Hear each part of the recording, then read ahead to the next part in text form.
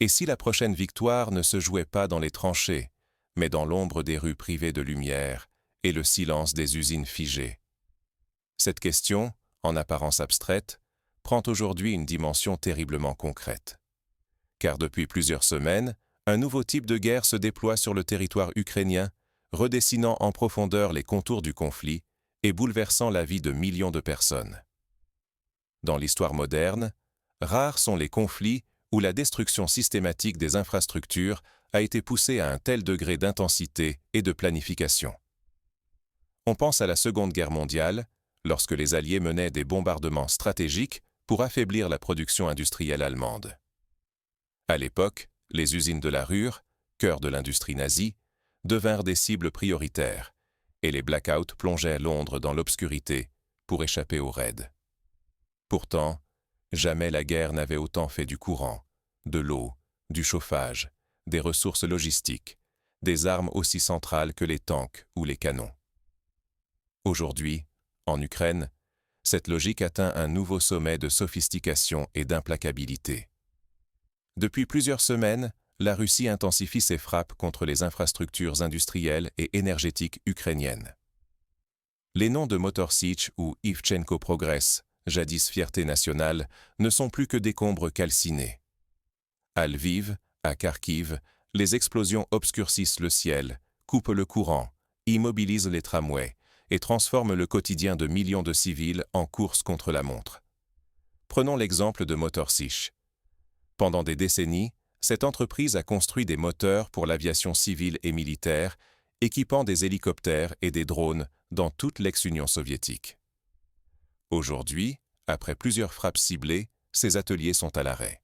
Plus de 1000 ouvriers se retrouvent sans emploi, et l'armée ukrainienne doit composer avec une pénurie de pièces détachées. Les conséquences sont immédiates. Moins d'avions en état de voler, moins de drones pour la surveillance du front, et une capacité de réaction militaire amoindrie. Chaque cible est choisie avec soin. Moscou vise à priver l'Ukraine non seulement de sa production militaire, mais aussi de ce qui fait battre le cœur du pays. Électricité, chauffage, transport. À chaque centrale touchée, chaque usine anéantie, le froid et l'obscurité gagnent du terrain, tandis que la défense ukrainienne s'amenuise. Un parallèle historique s'impose ici avec les campagnes de bombardement alliées sur l'Allemagne en 1943 et 1944. Les usines Krupp, Siemens et d'autres géants industriels furent systématiquement visés, avec le double objectif d'affaiblir la production d'armes et de démoraliser la population. Mais à l'époque, la guerre restait en grande partie circonscrite à des cibles militaires. Aujourd'hui, la frontière entre civils et militaires s'efface, et la stratégie de la Russie vise délibérément à rendre la vie quotidienne insoutenable pour tous. Derrière la ligne de front se livre une guerre invisible, méthodique et implacable. Son but, paralyser la nation, rompre les chaînes logistiques, plonger l'économie dans la torpeur et miner la résilience collective. Survivre, travailler, même communiquer devient chaque jour plus ardu. On pourrait comparer cette situation à celle de la Syrie en 2012, lorsque les bombardements sur Alep visaient autant les hôpitaux et les marchés que les positions rebelles. Les conséquences furent dramatiques. Exode massif, effondrement des services essentiels et un climat de peur omniprésent. Mais en Ukraine, l'échelle est bien plus vaste, touchant un pays de plus de 40 millions d'habitants avec des infrastructures complexes et interconnectées. Si cette stratégie parvient à étouffer durablement la machine ukrainienne, Kiev risque de perdre bien plus que du territoire. C'est la capacité même d'un peuple à résister et à soutenir l'effort de guerre qui vacille. Pour saisir l'ampleur de ce basculement, il faut comprendre la logique de ces frappes et décrypter le nouveau visage de la guerre moderne. Derrière chaque coup ciblé, une logique stratégique s'impose, révélant un conflit où l'énergie devient une arme. Regardons de plus près comment ces attaques redéfinissent les règles du jeu. Pourquoi viser d'abord les usines et les centrales électriques, et non uniquement les chars? C'est la question cruciale face à la récente vague de frappes russes en Ukraine. Derrière les images de déflagration et de colonnes de fumée, une logique implacable se dessine. Désorganiser l'ennemi en frappant au cœur de son soutien militaire. Rien n'est laissé au hasard. Chaque missile cible un maillon précis. Atelier de réparation, usine de moteurs d'avion, infrastructure qui alimente la logistique de guerre. Détruire un atelier, c'est clouer au sol les avions et les drones. Frapper une centrale, c'est paralyser les chemins de fer, les usines d'armement, voire les hôpitaux militaires. Prenons un scénario concret. Une frappe sur une sous-station électrique à la périphérie de Kharkiv. Cette installation alimente non seulement les lignes de tramway, mais aussi plusieurs usines de fabrication de munitions et un hôpital militaire. En quelques minutes, le quartier entier plonge dans l'obscurité. Les tramways s'arrêtent, immobilisant des centaines de travailleurs qui ne peuvent plus rejoindre leur usine. L'hôpital, privé de courant, doit fonctionner grâce à des générateurs d'appoint qui ne suffisent pas à alimenter tous les équipements de soins intensifs. Les chaînes de production s'interrompent et le moindre retard dans la livraison de pièces ou de médicaments peut coûter des vies sur le front. Le but est d'enclencher un effet domino. Un site détruit, c'est moins de pièces détachées. Une panne de courant, ce sont des trains immobilisés et des ateliers réduits au silence. Progressivement, l'armée ukrainienne fait face à une pénurie de matériel, juste au moment où l'hiver s'installe. On peut évoquer ici la guerre du Golfe en 1991, lorsque la coalition internationale a ciblé les infrastructures irakiennes pour paralyser la capacité de réaction de Saddam Hussein. En quelques jours, Bagdad s'est retrouvée sans eau, sans électricité, et la population a dû survivre dans des conditions extrêmes. La leçon reste la même.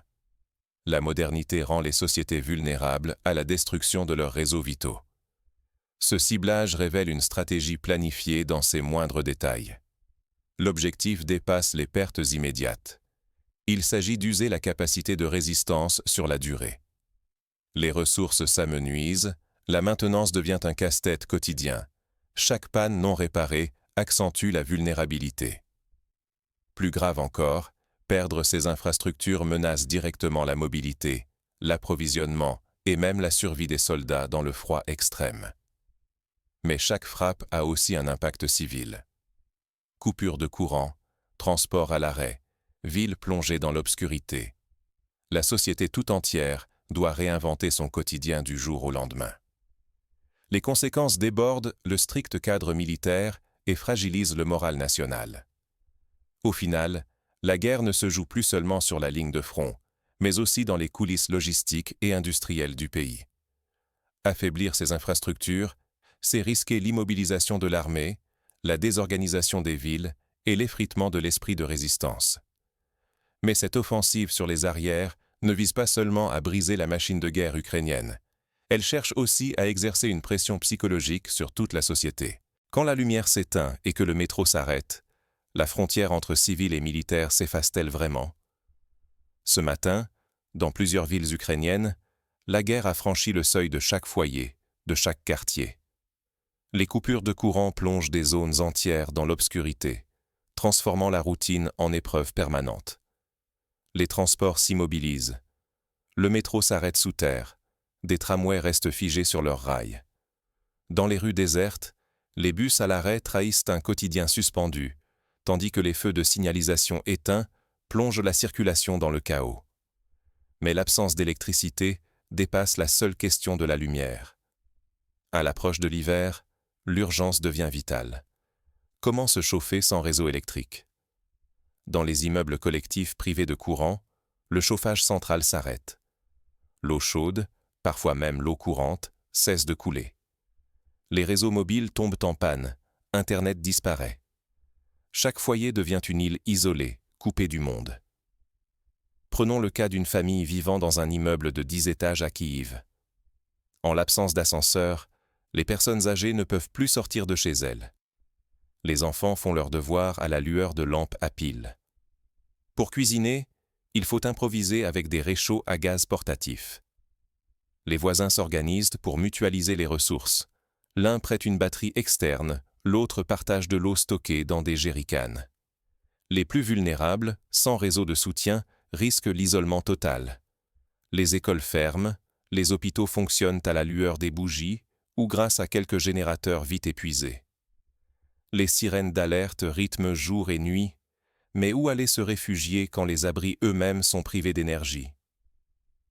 Face à ces conditions extrêmes, un exode intérieur massif s'amorce. Des dizaines de milliers de familles quittent les quartiers touchés, cherchant refuge dans des centres d'accueil improvisés. Gymnases, écoles, salles communales deviennent dortoirs précaires. Ici, l'entraide s'organise. Bénévoles, voisins, services d'urgence distribuent nourriture, couverture, médicaments. Mais la désorganisation s'installe. Les files d'attente pour un peu d'eau s'étirent. Les rumeurs sur de futures frappes circulent. La peur de manquer grandit. L'incapacité à maintenir une vie civile ordinaire menace le moral collectif. Chaque jour, la résilience devient le nerf de la survie nationale. Plus le chaos s'installe, plus la frontière entre la guerre du front et celle, invisible, qui se joue dans chaque foyer s'effondre. Les civils ne sont plus spectateurs.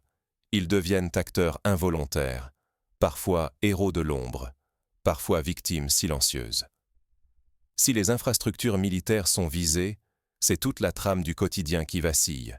Économie ralentie, écoles fermées, vie sociale morcelée. Le danger n'est plus seulement matériel, il est psychologique. Une population acculée, contrainte à l'exil ou à la survie, peut perdre confiance en l'avenir et donc sa capacité de résistance. Pour les autorités, chaque coupure, chaque déplacement massif devient un défi logistique et un test de la solidarité nationale. La survie des villes ne dépend plus seulement des armes. Elle repose sur le courage de ceux qui restent, la détermination de ceux qui aident et l'adaptabilité de tous. Dans cette bataille sans nom, contrôler l'information, gérer les émotions collectives et forger un récit de résilience deviennent des armes aussi puissantes que les drones ou les missiles.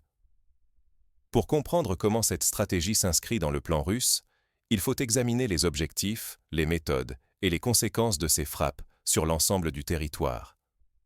Car derrière chaque coupure, c'est la capacité de résistance de tout un peuple qui se joue.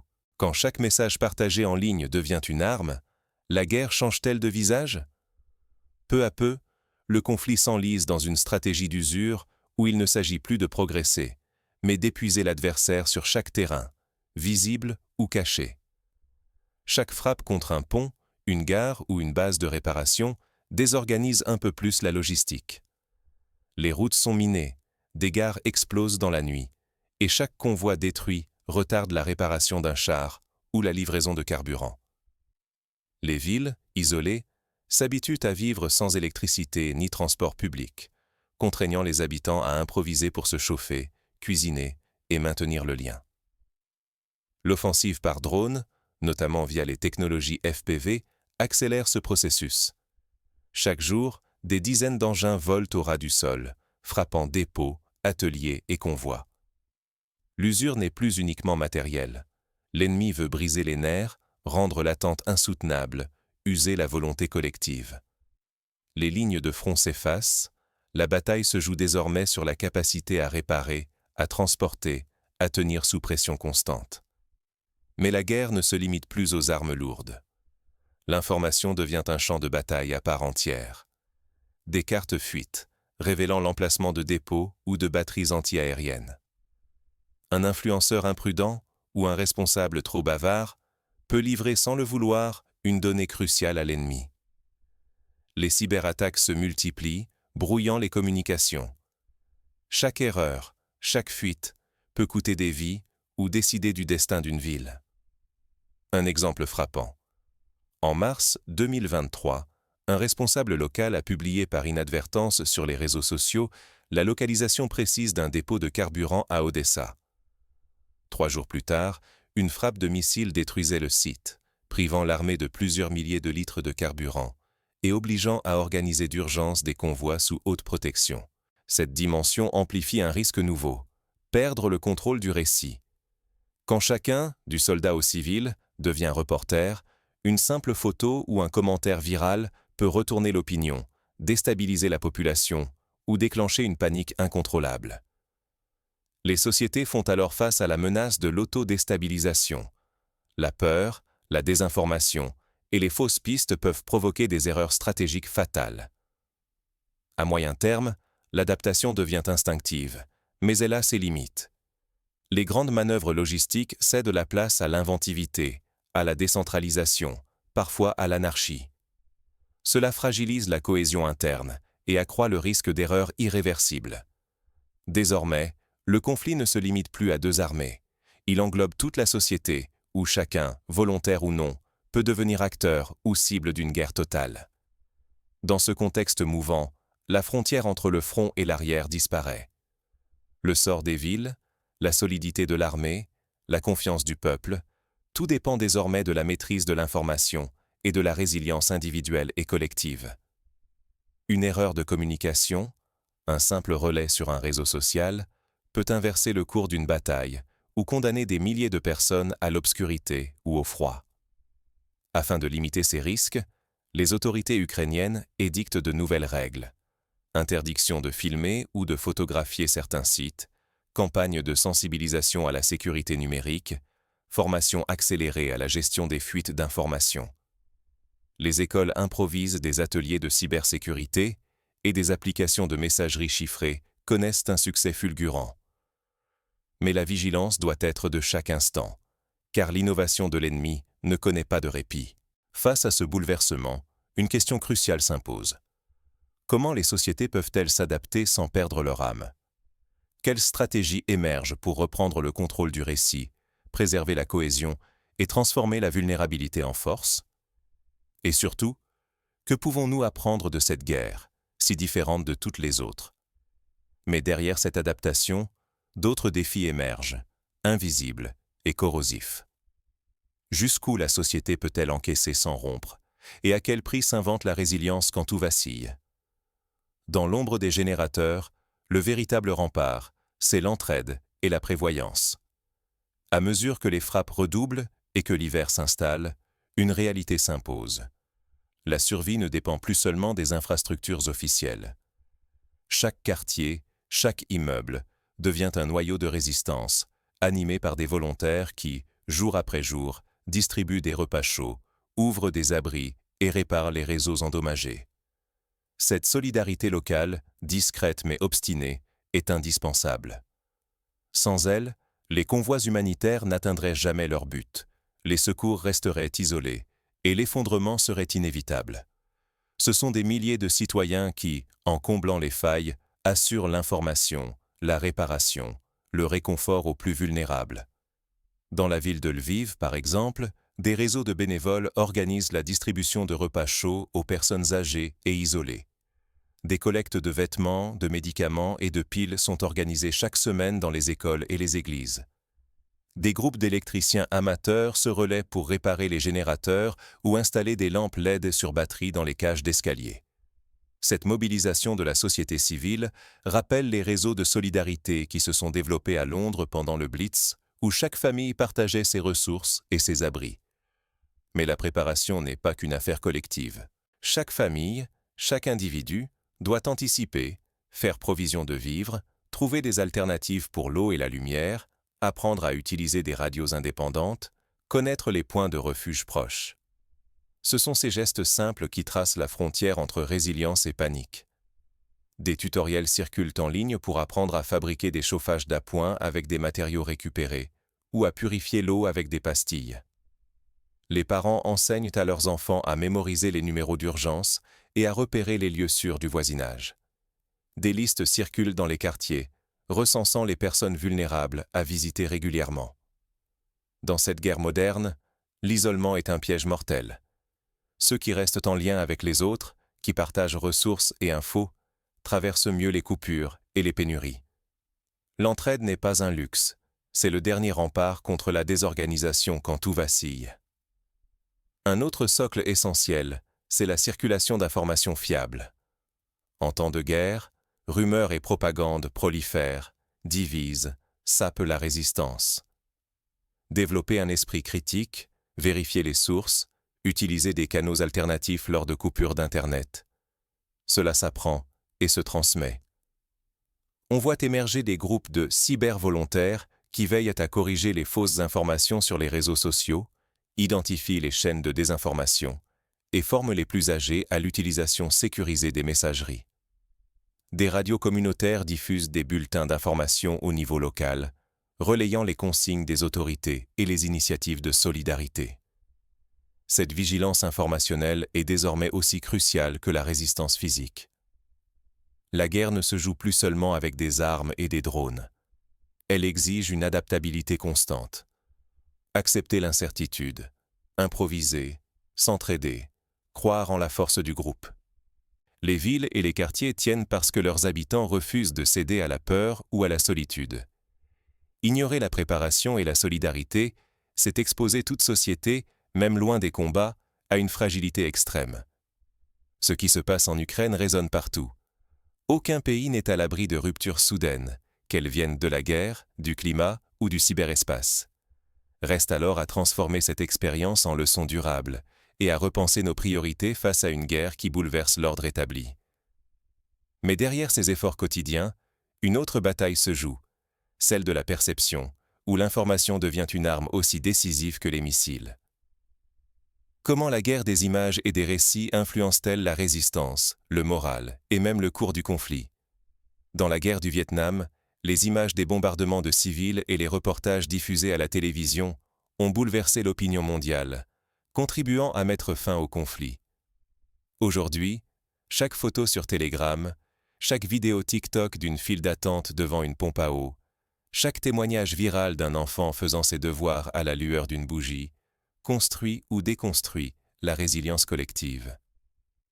La survie d'une nation repose parfois sur la lumière vacillante de quelques bougies et sur la solidarité de ses citoyens. Lorsque les frappes plongent les quartiers dans l'obscurité, la guerre ne se limite plus aux missiles ou aux chars. Elle devient une épreuve partagée, où chaque foyer doit trouver la force de tenir. Dans cette nouvelle réalité, la puissance d'un pays ne s'affirme plus seulement par ses arsenaux, mais par l'ingéniosité et la générosité de ses habitants. Réchauffer un voisin, accueillir une famille déplacée, bricoler une ligne électrique, transmettre une information fiable alors que tout vacille. Chacun de ces gestes tisse la résilience nationale. Regarder ces événements uniquement à travers le prisme du spectaculaire, c'est passer à côté de ce qui compte vraiment. Laisser les récits simplistes ou sensationnels dicter notre compréhension, c'est risquer de céder à la manipulation et de perdre de vue la complexité du conflit. Aujourd'hui, la guerre s'infiltre par des milliers de fissures, pannes d'électricité, usines à l'arrêt, files d'attente pour le carburant, familles dispersées, rumeurs incontrôlées sur les réseaux. La logistique, l'énergie, l'accès à l'information deviennent des champs de bataille aussi déterminants que la ligne de front. Dans ce contexte, chaque citoyen, en Ukraine ou ailleurs, fait face à un choix. Détourner les yeux, ou au contraire s'informer, se préparer, agir à son niveau. Cela peut signifier relayer des sources fiables, rejoindre une chaîne de solidarité, ou simplement garder la tête froide face à la complexité du réel. La vraie victoire ne se mesure plus en kilomètres gagnés ou perdus, mais dans la capacité collective à traverser la tempête sans renoncer à son humanité. Les enjeux se déplacent. Il ne s'agit plus seulement de savoir qui frappe le plus fort, mais qui tiendra le plus longtemps, et à quel prix pour sa population. Le courage, aujourd'hui, se loge dans la patience des files d'attente, dans la chaleur partagée d'une pièce commune, dans le silence d'une ville éteinte, mais aussi dans la vigilance face à la désinformation. Chaque geste, chaque mot lucide, devient une forme de résistance. Il faut dépasser le spectacle de la destruction et regarder en face la ténacité de ceux qui vivent l'épreuve au quotidien. La guerre ne se joue plus seulement sur le terrain, mais dans la capacité à s'informer, à s'entraider et à résister à la tentation de la haine ou du simplisme. Au bout du compte, la force d'une nation ne tient pas qu'à ses armes, mais à la flamme fragile qui luit dans la nuit, portée par la détermination de ceux qui, ensemble, refusent de céder. Pour aller plus loin et se préparer, chaque société peut tirer des enseignements pratiques de cette expérience ukrainienne. D'abord, investir dans la résilience des infrastructures, développer des réseaux électriques décentralisés, multiplier les points de distribution d'eau, former les citoyens à la gestion de crise. Ensuite, renforcer l'éducation à l'esprit critique et à la sécurité numérique, afin de limiter l'impact des campagnes de désinformation. Enfin, encourager la solidarité de proximité, car dans les moments de rupture, ce sont les liens humains qui font tenir la société. L'histoire l'a montré à maintes reprises. De Londres sous les bombes à Sarajevo assiégé, de Beyrouth à Grozny, la résilience ne se décrète pas. Elle se construit jour après jour, dans l'adversité et la fraternité. L'Ukraine en est aujourd'hui la démonstration poignante. La question initiale reste ouverte, mais la réponse commence à s'écrire. La victoire de demain ne se jouera pas seulement dans la conquête du terrain, mais dans la capacité à préserver, malgré tout, la lumière, la solidarité et la dignité humaine face à l'ombre de la guerre.